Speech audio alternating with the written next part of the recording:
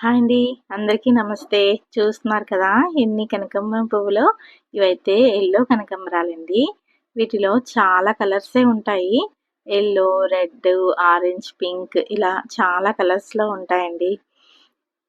ఈరోజు వీడియోలో అయితే ఈ యెల్లో కలర్ కనకాంబరాల కోసం అయితే ఫుల్ ఇన్ఫర్మేషన్ అయితే ఇస్తాను. వీడియో అయితే ఎక్కడ స్కిప్ చేయకుండా చూడండి. అలాగే నచ్చితే సబ్స్క్రైబ్ చేసుకోండి.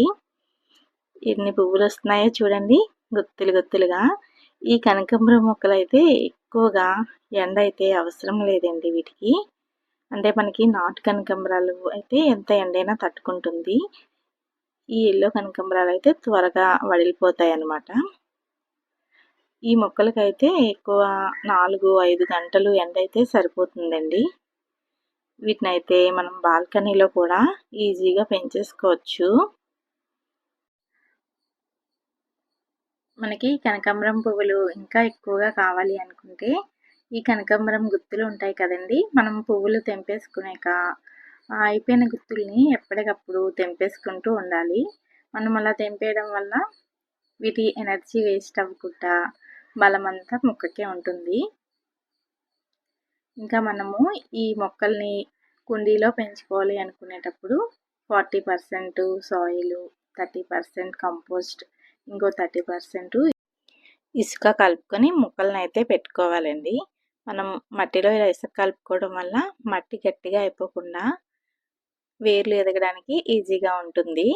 మనం ఇలా మట్టి కలుపుకొని పెట్టుకోవడం వల్ల మొక్కలు కూడా హెల్తీగా పెరుగుతాయండి.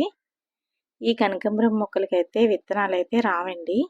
వీటిని కొమ్మల ద్వారానే పెంచుకోవాలి. మనకి ఈ కనకాంబరం పువ్వులకి ఇంకా ఎక్కువ పువ్వులు రావటానికి బనానా ఫర్టిలైజర్ అయితే ఇవ్వాలండి. బాగా పండిన అరటిపళ్ళని తొక్కలతో సహా బెల్లం కలుపుకొని బాగా మెత్తగా కలుపుకోవాలండి. ఇలా కలుపుకునే దాన్ని ఒక 3-4 రోజుల తర్వాత మనం వాటర్లోని డైల్యూట్ చేసుకొని మొక్కలకి ఇచ్చుకోవచ్చండి.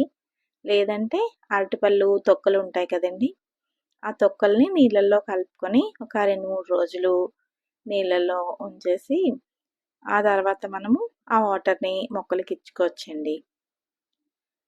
లేదా అరటిపళ్ళు తొక్కలు లేదు అనుకుంటే ఆనియన్ పీల్ ఉంటుంది కదండి, ఈ ఉల్లి తొక్కుని కూడా మనము నీళ్ళల్లో కలుపుకొని ఒక 2-3 రోజుల తర్వాత మొక్కలకి ఇచ్చుకుంటే పువ్వులు అయితే చాలా బాగా వస్తాయండి.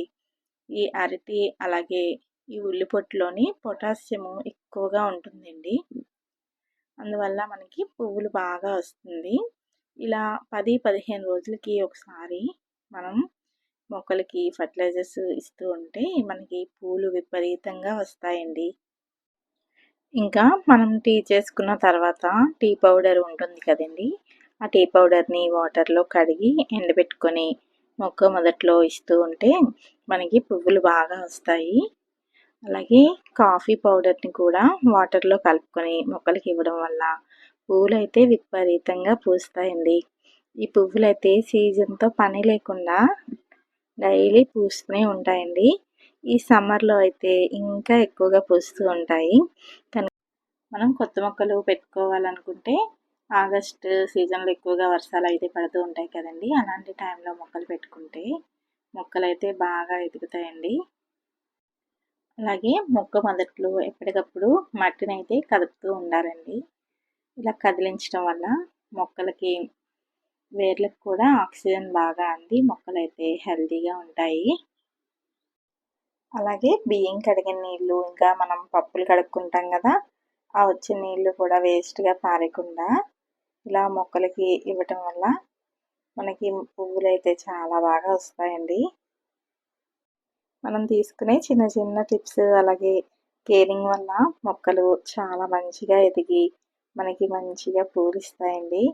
ఇలా రోజు ఇన్ని పువ్వులు వస్తూ ఉంటే ఎంత బాగుంటుంది కదా. ఇక మీకైతే ఈ వీడియో నచ్చిందని అనుకుంటున్నాను. నచ్చితే వీడియోకి లైక్ చేసి సబ్స్క్రైబ్ చేసుకోవడం మాత్రం మర్చిపోద్దండి.